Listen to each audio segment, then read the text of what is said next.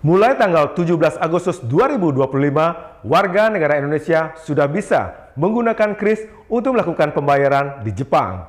Transaksi menggunakan kris ini untuk memudahkan warga negara Indonesia yang berwisata maupun bekerja di Jepang untuk melakukan transaksi pembayaran. Bank Indonesia resmi meluncurkan kris border atau kris lintas negara antara Indonesia dengan Jepang. Peresmian ini dilakukan pada tanggal 17 Agustus atau bertepatan dengan Hari Kemerdekaan Indonesia, dan dengan peresmian ini juga WNI yang berada di Jepang sudah dapat bertransaksi atau melakukan pembayaran menggunakan kris. Menurut Bank Indonesia, beberapa aplikasi mobile banking bank di Indonesia sudah dapat digunakan untuk pembayaran menggunakan kris di Jepang. Secara bertahap diharapkan seluruh Bank Indonesia sudah dapat melakukan transaksi menggunakan kris di Jepang. Kepala Kantor Bank Indonesia Provinsi Bali mengatakan jika potensi penggunaan kris di Jepang cukup besar. Berdasarkan data yang dimiliki BI, jika jumlah kunjungan WNI ke Jepang capai 500.000 per tahun. Belum lagi jumlah WNI yang menetap di Jepang sebagai pekerja. Selain itu, dengan menggunakan kris juga mempermudah WNI untuk pembayaran tanpa membutuhkan uang tunai atau kartu kredit.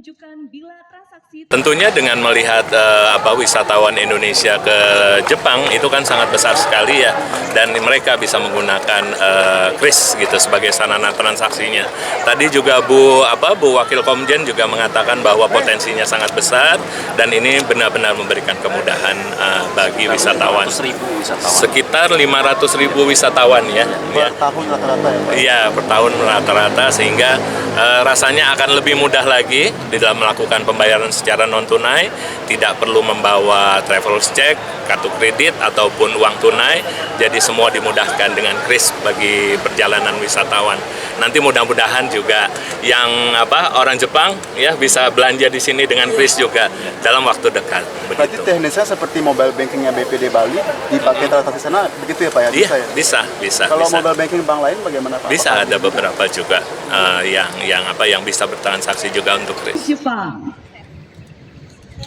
Wakil Kepala Konsulat Jenderal Jepang, Eriko Nakano, turut menyambut positif atas diresmikannya kris border antara Indonesia dan Jepang. Menurutnya, dengan pembayaran menggunakan kris di Jepang dapat membantu WNI yang berwisata untuk berbelanja.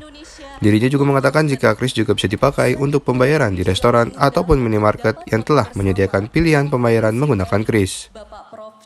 Di Jepang biasanya sekarang credit card dan QR dan cash. Jadi ini salah satunya QR juga. Sekarang sudah mulai populer. Tapi mungkin Indonesia lebih maju ya QR. Banyak semua rakyat bisa pakai kris ya. Kalau di Jepang tidak semua, tapi ini sekarang sudah mulai maju. Jadi di mana-mana di supermarket, toko-toko convenience store, itu semua bisa pakai QR. Jadi mungkin warga negara Indonesia bisa menikmati juga pembayarannya melalui kris. Selain Jepang, Indonesia juga menjajaki kerjasama kris border antara Indonesia dengan Tiongkok. Kedepannya diharapkan kris juga dapat dipergunakan untuk transaksi di negara Tiongkok.